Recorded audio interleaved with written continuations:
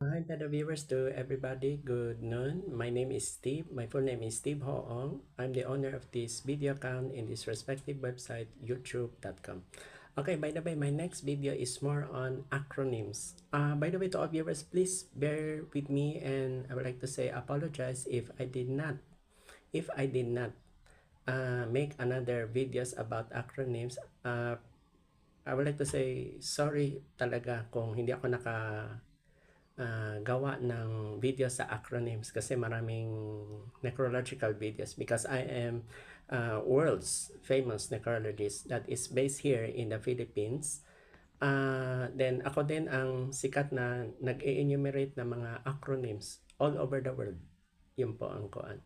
By the way, yung mga nagtatanong sa akin sa financial sponsoring sa website sa obituaries at saka ito siya acronyms, ongoing pa rin siya, and this is a lifetime investment. I'm gonna tell you, no limit, no deadline. The most advantage here is once it is deadline, so there is an ultimatum.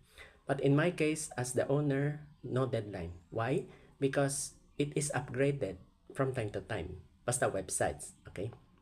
Okay, my next video is about here in the Philippines acronym. This is about the monitoring of all movies, television shows in each TV stations. I'm referring to MTRCB. Yan po ang acronym. MTRCB. Ano itong MTRCB? Okay, MTRCB stands for Movie Television Review and Classification Board. Okay, bakit ganyan ang pag-enumerate itong each letters? They are the one who are monitoring if that movie or the television shows that they're watching it's either rated G, general patronage, or rated PG, rated parental guidance, or rated 13 or 13 years old up, or R18, 18 years old adult stage. Okay, so thank you so much for listening in this video. Good noon.